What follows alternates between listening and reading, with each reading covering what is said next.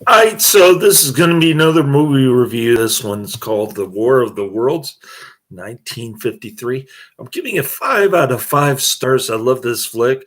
This was recommended to me on my channel as one of the rare 1950s science fiction movies that I've never seen all the way through. I know I used to play on television endlessly. Movie poster looks awesome. I'm not a big fan of H.G. Wells, but this one surprised me. I love the movie poster. Um, Distributed by Paramount Pictures. Uh, Release dates April 3rd, 1953 in London and August 13th, 1953 in New York. Running time 85 minutes. Country United States, language English. Budget $2 million. Box office $2 million. So this movie was a financial flop, I guess you could say. Didn't even break even if you count the marketing costs. I posted the links to the movie in the trailer in the description box. If you have Amazon Prime, it's free. Funny how that works. You got to pay for free stuff on Amazon. Interesting concept. Anyways, The War of the Worlds, also known in promotional material as H.G. Wells' The War of the Worlds, is a 1953 U.S. science fiction thriller film directed by Byron Haskin, produced by George Powell, and starring Gene Barry and Anne Robinson. It is the first of several film adaptations of H.G. Wells' 1898 novel of the same name. The setting is changed from Victoria-era England to 1953 Southern California. Earth is suddenly invaded by Martians, and U.S. scientist Dr. Clayton Forrester searches for any weakness to stop them. The War of the Worlds won the Academy Award for Best Visual Effects, and it went on to influence other science fiction films. In 2011, it was selected for preservation in the National Film Registry by the United States Library of Congress, who deemed it culturally, historically, or aesthetically significant. Now, the color is in Technicolor. And the thing that makes this movie stand out is almost the cartoonish colors in this movie. It's amazing. A large object crashes near the small town of Linda Rosa, California. At the impact site, Dr. Clayton Forrester, an atomic scientist, investigates. He meets Sylvia Van Buren and her uncle, Pastor Collins.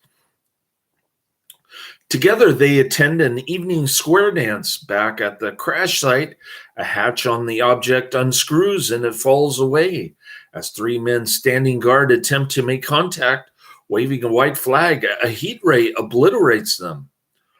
It's unclear why the Martians must destroy everyone and everything. U.S. Marines later surround the site as reports pour in of more cylinders, presumably from Mars, landing all over Earth and destroying cities. 3 war machines now arise from the Linda Rosa cylinder. It's unclear why the Martians have 3 eyeballs, or they destroy in groups of 3 machines. 3 war machines now arise from the Linda Rosa cylinder. At first, the machines looked kind of small to me, but then they started getting bigger as the film progressed. I think the scaling was off on this one. Pastor Collins attempts contact, but he is disintegrated. Poor Pastor Collins. Marines open fire, but they are unable to penetrate the invaders' force field. they've got this invisible umbrella protecting them. The aliens counterattack with death ray weaponry, sending the Marines into full retreat. Air Force attack jets follow up, but they are annihilated. There's one cool scene where this guy gets ray gunned, I guess you could say, and you can see his skeleton flashing. That was pretty cool special effects. I definitely appreciate the special effects in this movie and the color. I didn't see anything particularly wrong with H.G. Wells' story, which was amazing. So yeah, I'm giving this a 5 out of 5. There's nothing wrong with this movie. Forrester, well, it's got some plot holes, but other than that, it's a great movie. One of the better science fiction movies, I guess. Hiding in an empty farmhouse, they are nearly buried by yet another crashing cylinder. A long cable with an electronic eye explores the house, but Forrester severs the eye with an axe. Later, an alien creature enters. Cool-looking alien with the same-looking eyeball and a purple body and long ET arms, approaches Sylvia, but the alien retreats when Forrester wounds it. He collects his blood on a cloth. Then they escape just before the farmhouse is destroyed by heat ray. I don't know how this Forrester guy is able to get around without being ray gunned. He's invincible, this guy.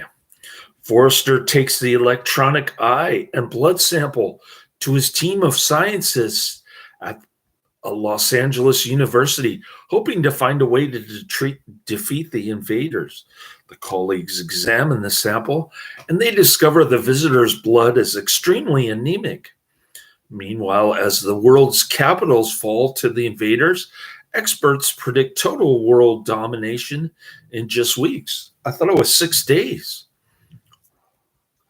Because God made the world in 6 days, the Martians are going to destroy it in 6 days. Meanwhile, as the world's capitals fall to the invaders, experts predict total world domination in just weeks. The U.S. government thus authorizes use of the atom bomb. Sounds like something the U.S. government would do. However, it proves ineffective, and the aliens continue their advance on Los Angeles. Even an atom bomb can't penetrate their umbrella. During the city's chaotic evacuation, Forrester, Sylvia, and the other scientists become separated. Stranded in Los Angeles, Forrester seeks Sylvia.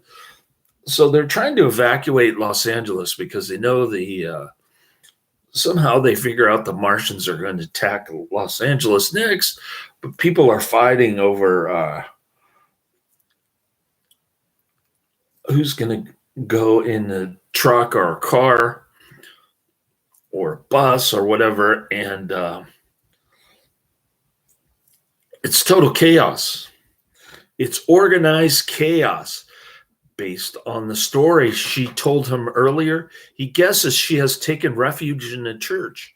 After searching through several, he finds Sylvia among many praying survivors. And it's one of these Protestant churches, I guess. Just as the invaders attack near the church, their machines lose power and crash. Well, you have to end the movie after an hour and 30 minutes. 1 hour and 20 minutes, I should say. So the running time is good on this one. They had to end the movie, so they just made the Martians die from an infection with the air atmosphere or something.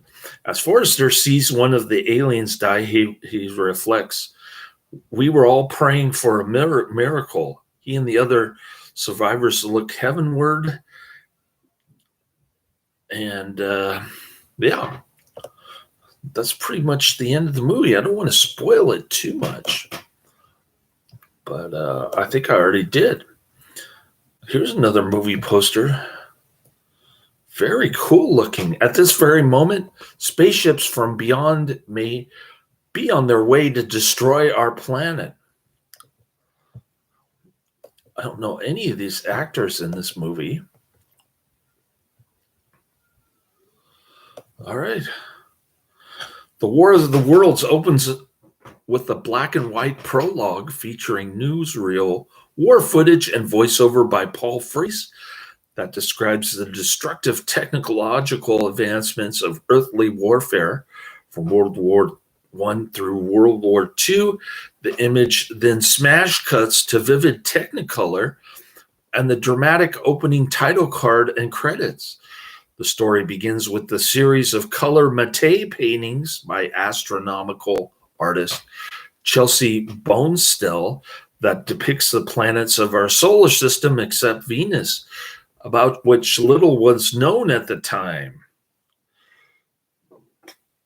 People thought aliens were on Venus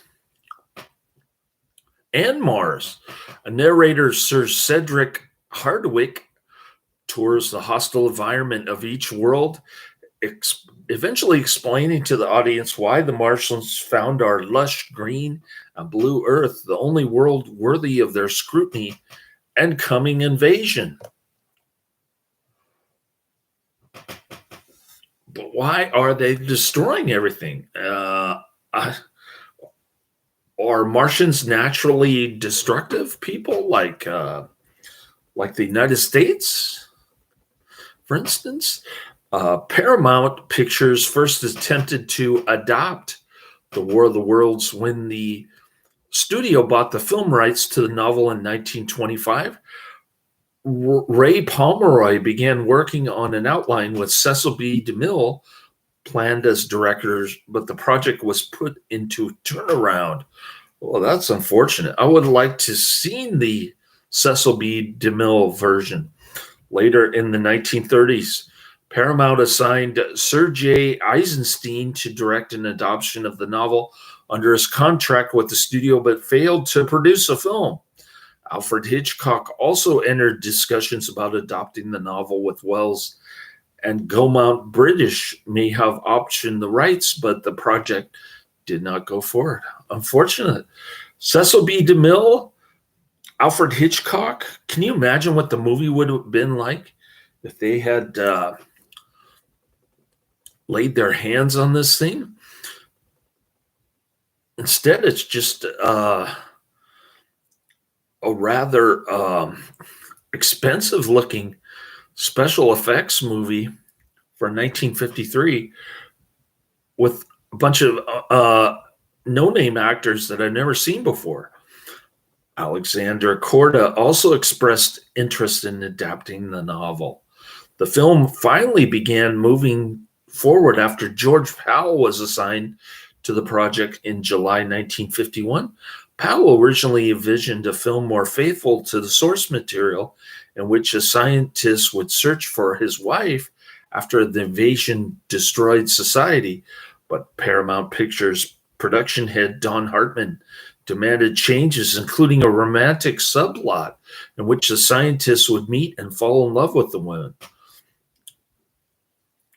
That was a pretty cool love story. They met back at a Protestant church, and all is good. The Martians died.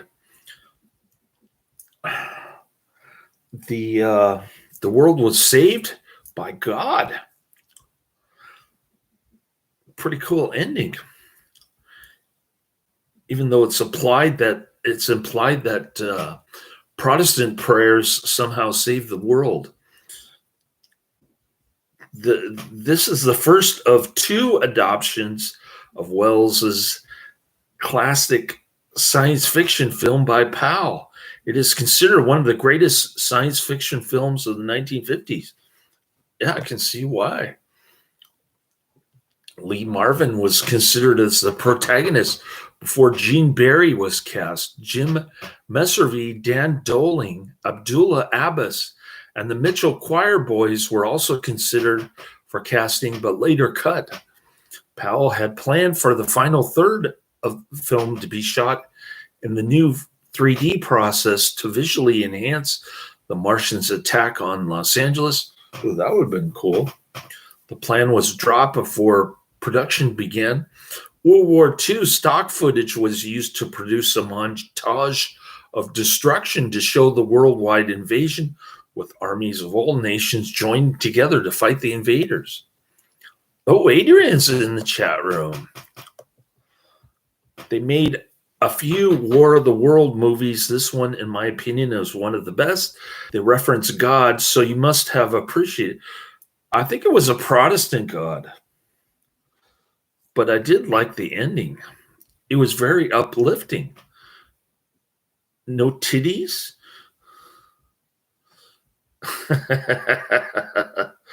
Yeah, I can't see anything wrong with this movie. It doesn't have blasphemy or nudity. The actors were hams, especially the female. Yeah, they really hammed it up for the camera. I noticed that.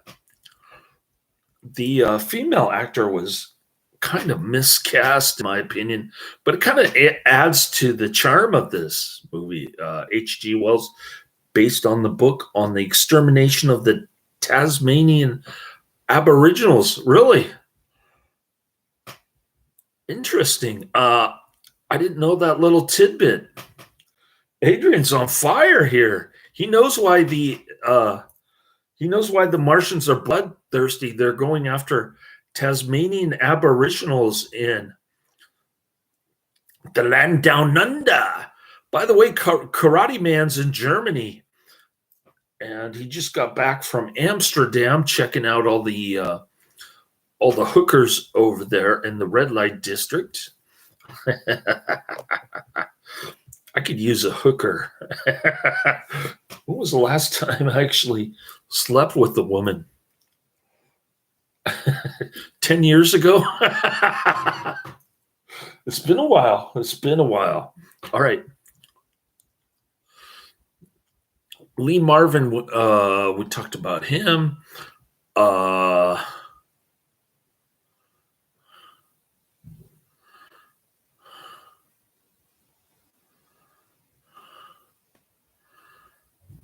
Dr. Forrester's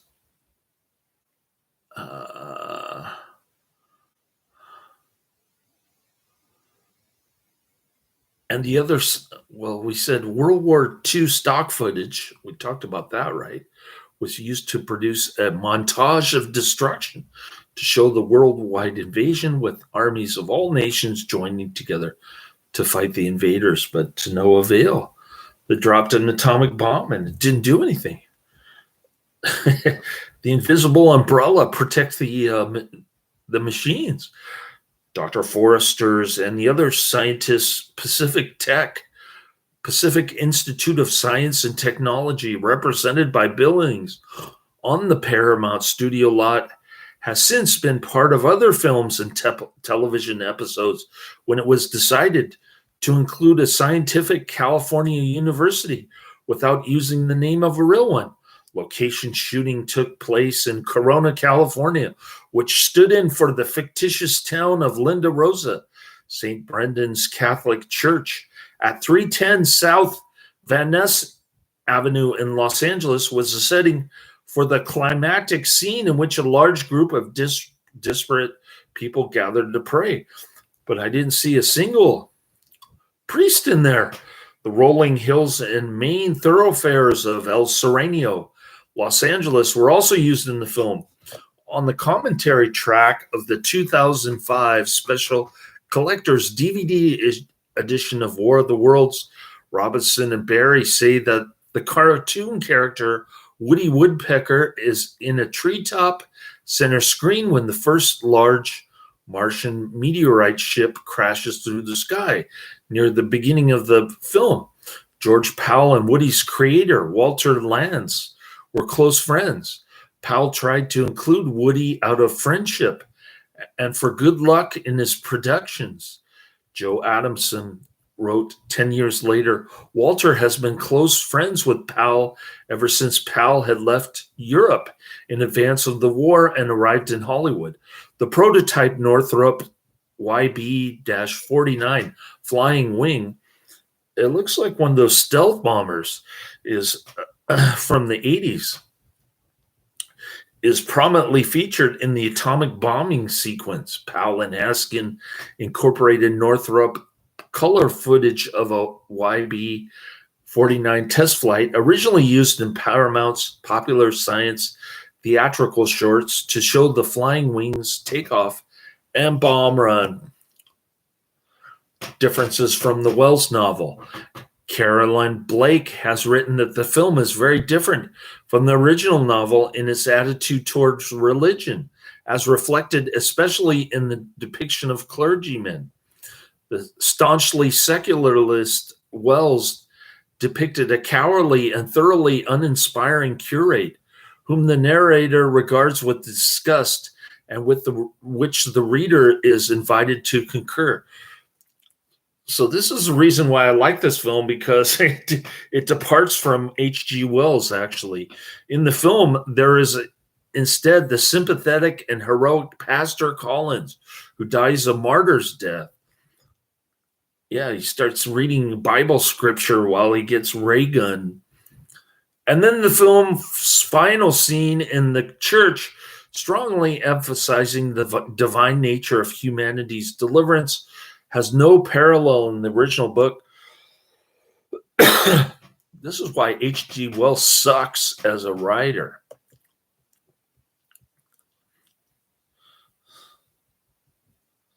He's a lucky man. Thanks for the review, mate. Sorry, Karate Man is lucky. Yeah, he took when you can't find a woman and you're in your 50s, I guess, I don't know how old Karate Man is, but for a guy like me, my only choice is to go to Thailand, like you told me to 10 years ago. Powell's adaptation has many other differences from H.G. Wells' novel.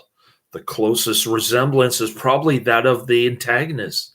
The film's aliens are indeed Martians, and they invade Earth for the same reasons as those stated in the novel. The state of Mars suggests that it is becoming unable to support life, leading to the Martians' decisions to try to make Earth their new home. They land in the same way by crashing to Earth. The novel's spacecraft, however, are large cylindrical projectiles fired from the Martian surface from a cannon, instead of the film's meteorite spaceships. But the Martians emerge from their craft in the same way by unscrewing a large round hatch. That's a cool looking screw thing. And then they peep their little eyeballs through that thing. They appear to have no use for humans in the film. In the novel, however, the invaders are observed feeding on humans by fatally transfusing their captives' blood supply directly into Martian bodies through pipettes. Oh, this is beginning to sound like that Doctor Who spin-off. Children,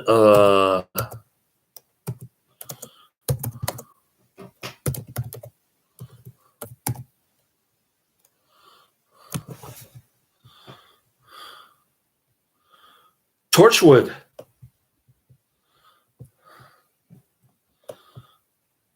Torchwood. Ooh, there's the Sarah Jane Adventures. We like Sarah Jane Smith on this channel. Canine Company. Torchwood.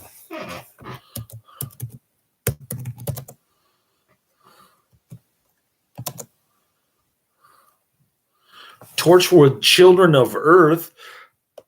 This is what reminds me of Torchwood, Children of Earth, not the movie itself, but the novel. They're actually sucking blood. They're blood-sucking ghouls in the novel. There was later speculation about the Martians eventually using train human slaves to hunt down all remaining survivors after they conquer Earth. Wow, these Martians are ruthless. In the film, the Martians do not bring their fast-growing redweed with them, but they are defeated by Earth microorganisms, as in the novel. However, they die from the effects of the microorganisms within 3 days of landing of their first meteorite ship. In the novel, the Martians die within about 3 weeks of their invasion of England. So in the movie, for some reason, they say they only have 6 days to live, as the Earth was created in 6 days. There are all kinds of biblical allusions in this movie that don't appear in the novel because H.G. Wells was an atheist, basically. The film's Martians bear no physical resemblance to those of the novel, who are described as bear-sized, roundish creatures with grayish-brown bodies, merely heads with quivering bear-like V-shaped mouths, dripping saliva.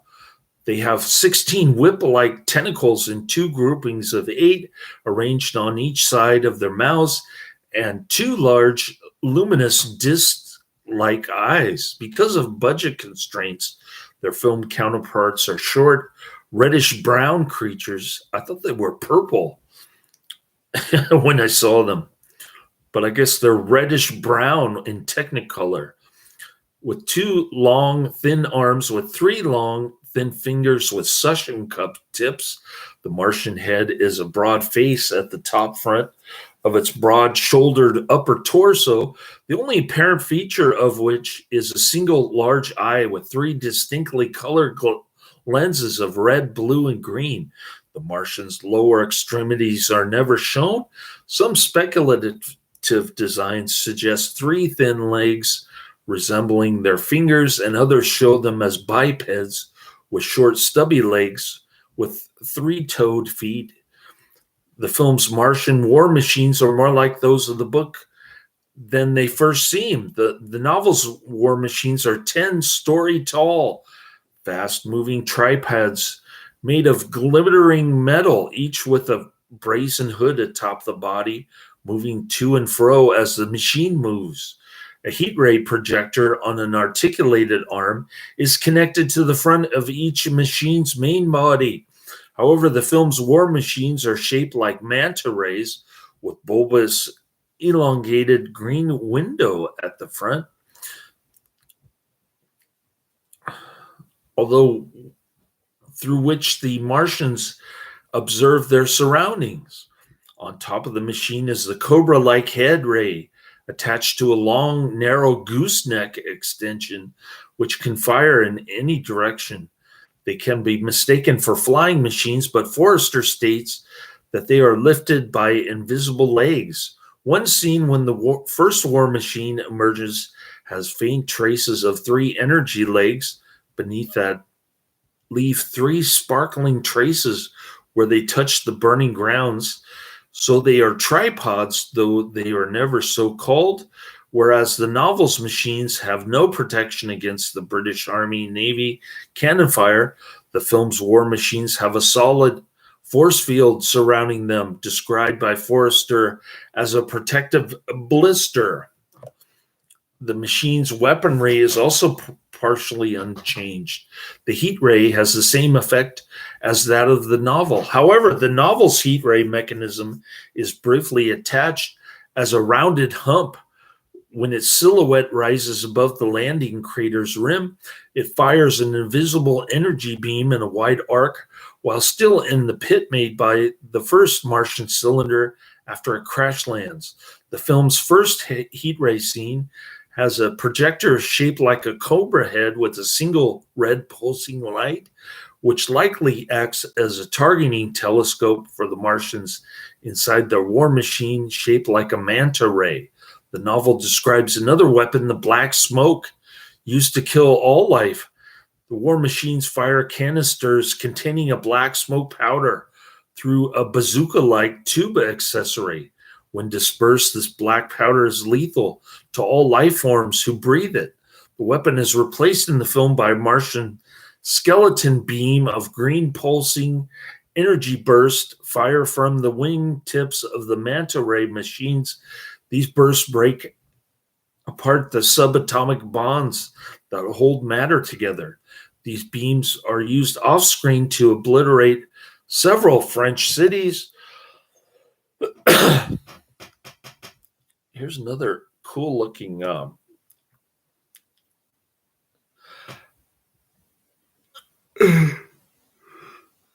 promotion. I'm not sure what this is. This is a drive-in theater poster. It says, "From limitless space, they're reaching for you." H.G. Wells' War of the Worlds, colored by Technicolor, and it's a black and white promotion. The plot of the film is very different from the novel, which tells of a 19th century writer with additional narration in later chapters by his medical student younger brother, who journeys through Victorian London and its southwestern suburbs while the Martians attack, eventually being reunited with his wife. The film's protagonist is a Californian scientist who falls in love with the former college student. Oh, hot for teacher. After the Martian invasion begins, however, certain points of the film's plot are similar to the novel, from the crash landing of the Martian meteorite ships to their eventual defeat by Earth's microorganisms. Forrester also experiences similar events to the book's narrator, with an ordeal in a destroyed house, observing an actual Martian up close, and eventually reunited with his love interest at the end of the story. The film has more of a Cold War theme, with an atomic bomb against the invading army and the mass destruction that such a global war would inflict on humanity. So this movie even has a bit of a Red Scare tone to it. It might be considered a Red Scare movie. The invasion of the monsters, kind of similar to Invasion of the Body Snatchers in that regard. H.G. Wells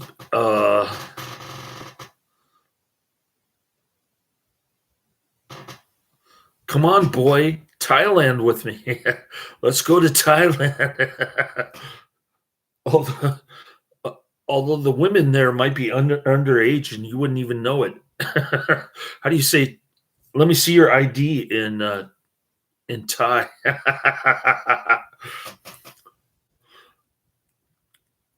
There was a War of the Worlds movie made in the early 90s with titties showing in the first minutes of the movie. It's made by David Latt in 2005. I have to look at the other versions of this. There might be a television version and another remake that Adrian alluded to. The 2005 remake. Maybe they'll pop up on the IMDb screen when I pull it up later. An effort was made to avoid the stereotypical flying saucer look of UFOs. The Martian war machines were designed by Albert Nuzaki with a sinister manta ray shape floating above the ground. I like the design of these machines. It's pretty cool looking. 3 Martian war machine props were made of copper. The same blueprints were used a decade later, without neck and cobra head, to construct the alien spacecraft in the film Robinson Crusoe on Mars. Now, there's a film I've got to see, Robinson Crusoe on Mars, also directed by Byron Haskin.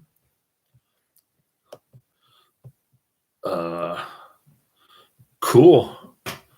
So I'll put Byron Haskin's name in the description if I can find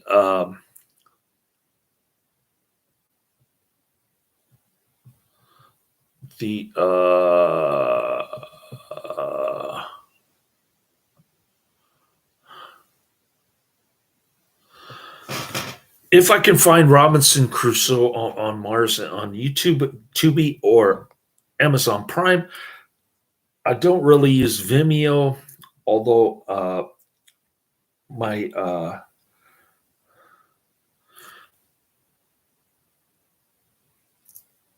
My so-called internet friend, Ellen Finnegan, the one who keeps inviting me to her online Catholic stuff, she she recommended a movie to me on Vimeo that's not even available on IMDb or Wikipedia. The prop was repeatedly melted for a scrap copper recycling drive. That's too bad. I'd like to have that prop as a collector's item. Each Martian machine is topped with an articulated metal neck and arm, culminating in the Cobra head heat ray projector, housing a single electronic eye that operates both as a periscope and as a weapon. The electronic eye houses a heat ray, which pulses and fires red sparking beams, all accompanied by thrumming and a high-pitched chattering shriek when the ray was used. I can't even imitate the sound, but it's a cool sounding weapon, this Cobra head heat ray projector. The distinctive sound effect of the weapon was created by an orchestra performing a written score mainly with violins and cellos. For many years, it was utilized as a standard ray gun sound on children's television shows and the science fiction anthology series The Outer Limits, particularly the episode in the Children of Spider County. We love Outer Limits on this channel. I'm going to add it to my list if I don't already have it. Go back and watch all the Outer Limits episodes. The machines also fire a pulsing green ray, referred to in dialogue as a skeleton beam, from their wingtips, generating a distinctive sound and disintegrating their targets. The second weapon is a replacement for the chemical weapon Black Smoke, described in Wells' novel. Its sound effect, created by striking a high-tension cable with a hammer, was reused in Star Trek, the original series, accompanying the launch of photon torpedoes. So this movie has influence on an innumerable amount of television stuff. The sound when the Martian ships begin to move was also reused by Star Trek as the sound of an overloading hand phaser. Another prominent sound effect is a chattering synthesized echo, perhaps representing some kind of Martian sonar sounds like hissing electronic rattlesnakes. When the large Marine force opens fire on the Martians with everything in its heavy arsenal, each Martian machine is protected by an impenetrable force field that resembles, when briefly visible between explosions, the clear jar placed over a mantle clock, or a bell jar with a cylindrical shape and a hemispherical top. This effect was accomplished with simple matte paintings on clear glass, which were then photographed and combined with other effects and optically printed together during post-production. Cool special effects. Very cool for 1953. While conventional Earth weapons cannot penetrate the electromagnetic shields, the Martian death ray weapons can fire through the shields against their targets without trouble. The disintegration effect took 144 separate matte paintings to create. The sound effects of the war machine's heat rays firing were created by mixing the sound of 3 electric guitars being recorded backwards. The Martian scream and the farmhouse ruins what was created by mixing the sound of a microphone scraping along dry ice being combined with a woman's recorded scream and then reversed. Man, The sound effects are cool. We love this film. There are many problems trying to create the walking tripods of Wells' novel. It was eventually decided to make the Martian machines appear to float in the air on three invisible legs. To visualize them, subtle special effects of downward lights were added directly under the moving war machines. However, in the final film, these only appear when one of the first machines can be seen rising from the Martian's landing site. It proved too difficult and dangerous to mark out the invisible legs with smoke, and other effects must remain visible behind the machines. And the effect also created a major fire hazard. In all the subsequent scenes, however, the three invisible leg beams create small sparkling fires when they touch the ground. For 50 years, from the late 1960s, when the War of the Worlds three-strip Technicolor prints were replaced by the easier to use and less expensive Eastman color stock, the quality of the film's special effects suffered dramatically. This degraded the lighting, timing, and image resolution, causing the original invisible overhead wires suspending the Martian war machines to become increasingly visible with each succeeding film and video format change. This led many, including respected critics, to mistakenly believe that effects were originally of low quality. The official Hollywood premiere of The War of the Worlds was on February 20th, 1953, although it did not go into general theatrical release until late that year. The film was both a critical and box office success. I thought it broke even, or was worse than breaking even. The film accrued $2 million in distributors' domestic U.S. and Canada rentals, making the film the year's biggest science fiction hit. Rentals refers to the distributor and studio share of the box office gross. Okay, so that makes sense. The total gross was much higher than $2 million.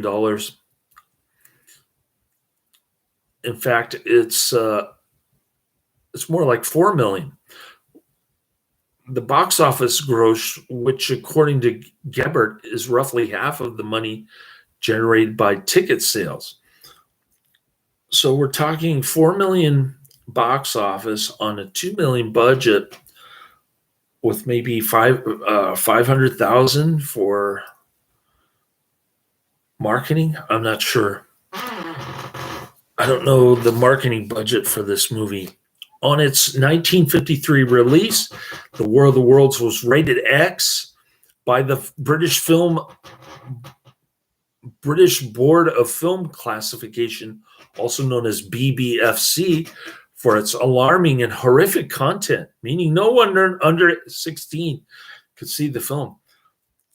I could see that the person who got ray gunned was dying a gruesome death with the skeleton flash scene. That was pretty impressive. This was unsuccessfully protested by several local authorities, believing the ratings should be lower. In 1961, Paramount Pictures sought to have the film's certificate reduced to A, meaning persons under 16 could view the film if accompanied by adult, but this was rejected. The film was reclassified A in 1981, now meaning that the film may be suitable to under 14s. For its 1986 VHS release, The War of the Worlds was re-rated PG, meaning all audience can see it, but some scenes may be unsuitable for young children.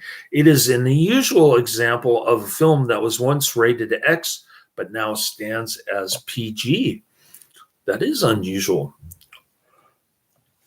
In the New York Times, A.H. Weiler's review commented, "This film is an imaginally conceived, professionally turned adventure, which makes excellent use of Technicolor special effects by a crew of experts and impressively drawn backgrounds. Director Byron Haskin, working from a tight script by Barry Lyndon, has made this excursion suspenseful, fast, and on occasion properly chilling. Brogg and Variety said it is a Sacco science fiction picture as fearsome as a film as was the Orson Welles 1938 radio interpretation. What starring honors there go strictly to the special effects, which create an atmosphere of soul-chilling apprehension so effectively that audiences will actually take alarm at the danger posed in the picture. It can't be recommended for the weak-hearted, but to many who delight in an occasional good scare, it's Sacco entertainment of hackle-raising quality. The Monthly Film Bulletin of the UK called it the best of the post-war US science fiction films. The Martian machines have a quality of real terror. Their sinister apparitions, prowlings, and pulverizings are spectacularly well done, and the scenes of panic and destruction are staged with real flair. Richard L. Coe of the Washington Post called it, to put it gently, terrific, and for the money, the King Kong of its day. The War of the Worlds won a Special Achievement Award from the Academy for its visual effects, as there was no competitive category that year. Everett Douglas was nominated for film editing, and the Paramount Studio Sound Department and Lauren L. Ryder were nominated for sound recording. The War of the Worlds still receives high acclaim from some critics. On the film review aggregator website Rotten Tomatoes, it has a whopping 90% rating based on 39 critics, with an average rating of 7.2 out of 10. Incredible. The consensus states, though it is dated in spots, The War of the Worlds remains an unnerving power, appending H.G. Wells' classic sci-fi tale to the Cold War era and featuring some of the best special effects of any 1950s film. That's a good synopsis.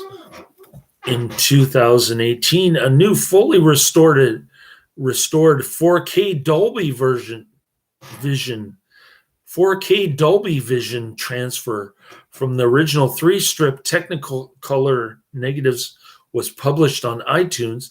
In July 2020, the film was reissued on Blu-ray and DVD by the Criterion Collection in the United States using the same 4K remaster and restoration.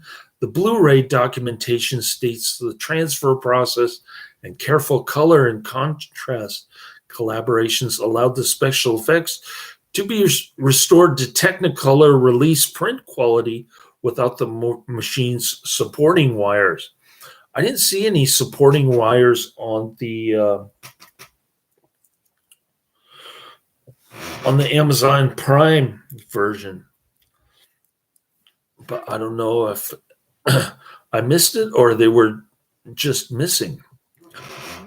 The War of the Worlds was deemed culturally, historically, or aesthetically significant in 2011 by the United States Library of Congress for preservation in the National Film Registry. The registry noted the film's release during the early years of the Cold War and how it used the apocalyptic paranoia of the atomic age. We like Red Scare on this channel. The registry also cited the special effects, which at its release were called soul-chilling, hackle-raising, and not for the faint at heart. The Martians were ranked the 27th best villains in the American Film Institute's list of AFI's 100 Years, 100 Heroes and Villains in the 1988 War of the Worlds TV series. Now, this is what I want to see. The 1988 TV series is a prequel to the Powell film, and Robinson reprises her role as Sylvia Van Buren in 3 episodes. Robinson also reprises her role in 2 other films, first as Dr. Van Buren in 1988's Midnight Movie Massacre, and then as Dr. Sylvia Van Buren in 2005's The Naked Monster. So we've got 3 or 4 versions of this that I've got to check out. The 1996 Independence Day has several allusions to Powell's 1953 War of the Worlds. The failed attempt of a dropped atomic bomb is replaced with a nuclear-armed cruise missile launched by a B-2 Spirit bomber, a direct descendant of Northrop YB-49 bomber in the 1953 film, and Captain Hiller being based in El Toro, California, which Dr. Forrester mentions as a home of the Marines, which make the first assault on the invading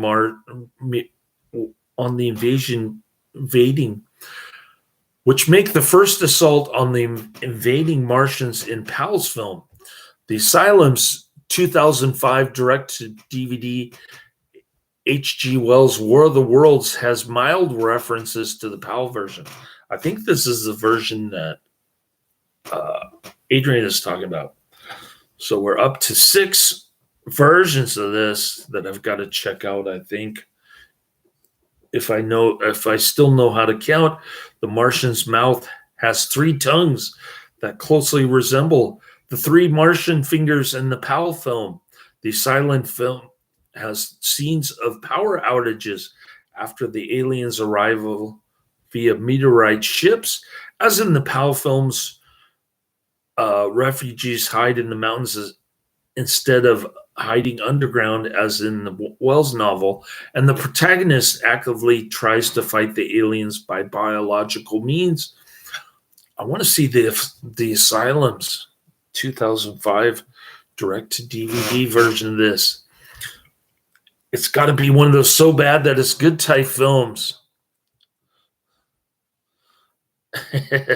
Adrian loves Star Trek. I'm not too crazy about Star Trek, although I did like it when I was a kid. Steven Spielberg's 2005 version, War of the Worlds, although an adoption of the Wells novel, has several references to the 1953 film. Gene Barry and Ann Robinson have cameo appearances near the end, and the invading aliens have 3-fingered hands but are reptilian walking tripods. A long snaking alien camera probe is deployed by the invaders in his 2018 film Ready Player One. Spielberg included a fallen Martian war machine more akin to the 1953 film. Tomohiro Nishikado, creator of the breakthrough 1979 video game Space Invaders, stated that seeing the film in the childhood was one of the inspirations for the inclusion and design of the aliens in the game.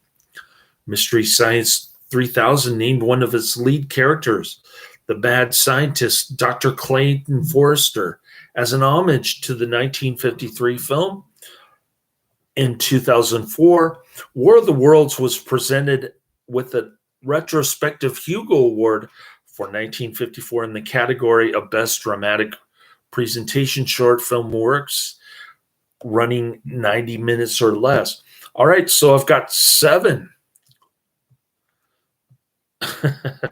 remakes of this movie to watch. Maybe Adrian is not talking about the Asylum version, but he's talking about the Steven Spielberg version, because both of them came out in 2005. All right, moving on.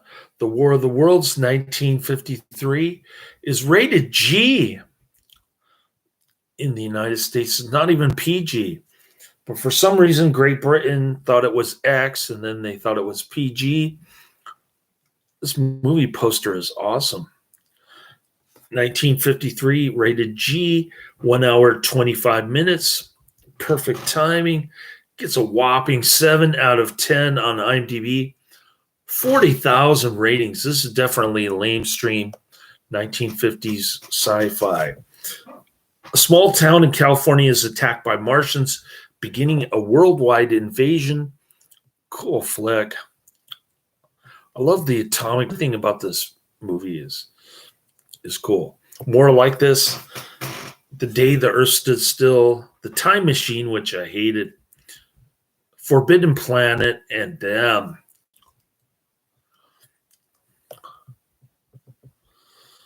But I think I want to watch the remakes. All right, the estate of H.G. Wells was so pleased with the final production that it offered George Powell his choice of any other of Wells' properties. Powell chose The Time Machine 1960, which I hated. I guess we should put George Powell's name as the producer on this thing, which I will fix later. Modern viewers often complain that the wires used to suspend the Martian war machines are plainly visible throughout this film. The film was originally shot in 3-strip Technicolor with prints made using a dye transfer process that resulted in very saturated colors, but with a slight reduction in overall resolution. This reduction in resolution fuzzed out the wires in original prints, making them effectively invisible. Later prints were made in Eastman color, which uses a photographic process and yields sharper prints, but here it had the side effect of making the support and electric wires plainly visible. The models had electrical wires as the side pods of the machines really lit up green, and the Cobra heads lit it up as well.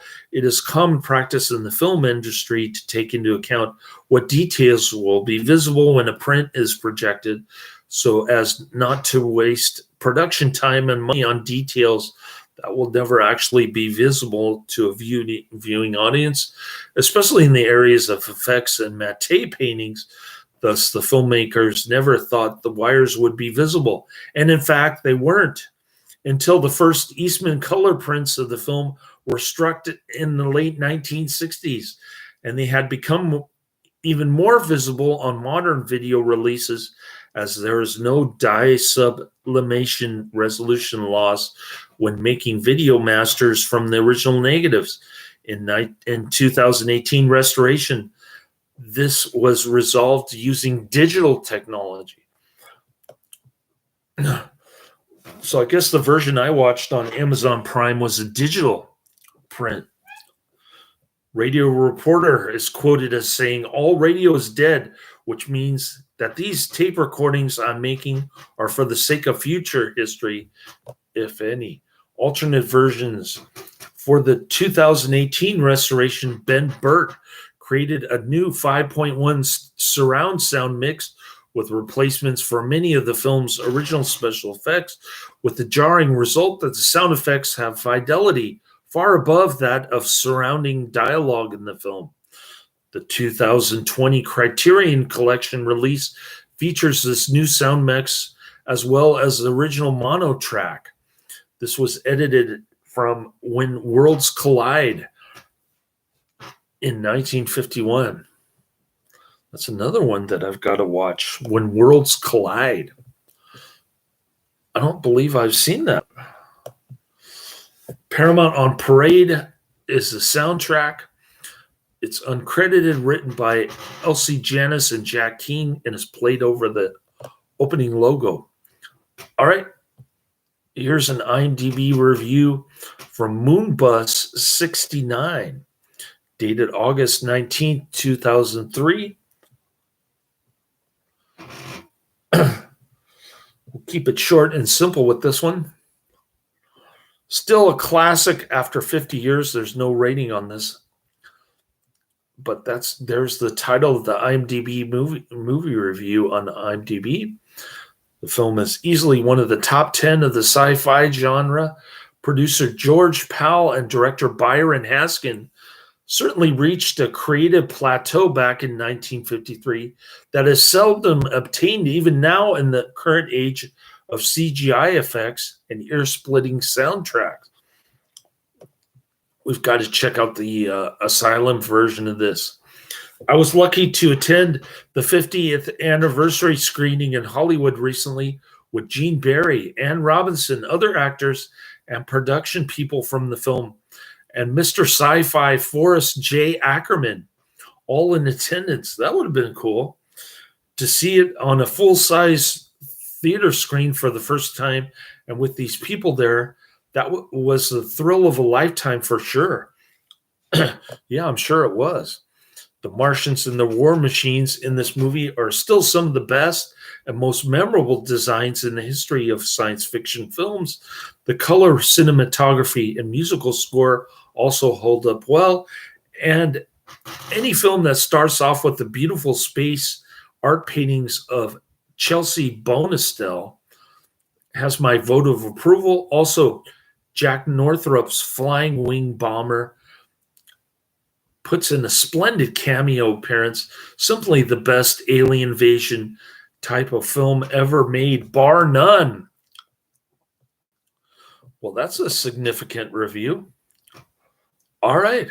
I guess Adrian got sick and tired of me going blah, blah, blah for an hour. He went to go grab a beer. We're now at the top of my list, and I see Rapid Fire number 1, 1992. I'll try to get to that one tonight. Then we've got The Hasty Heart, 1946, another Ronald Reagan flick DVD that I can show you when I do my review next week. And we've got Creature from the Black Lagoon, 1954. The final of my 50 sci-fi movies, 2 of which I've already seen, but on further reflection, The Day the Earth Stood Still was not nearly as great as I thought it was. When I was a kid, I had a super big crush on Patricia Neal at the time. The movie doesn't hold up for me. It's kind of contrived and corny, which isn't always a bad thing, but it was just a little bit too hokey for me. And Creature from the Black Lagoon, I'm sure I won't have any problem with that. I saw that in 3D on the big screen, along with it was on the double bill with I can't remember the name of the other film, but I saw it in San Carlos on the big screen in 3D, and it blew me away. Creature from the Black Lagoon, another great 1950s sci-fi movie. So I'm going to go back and check out those War of the Worlds remakes. Plus, I'll look for When Worlds Collide, which I don't believe I've seen.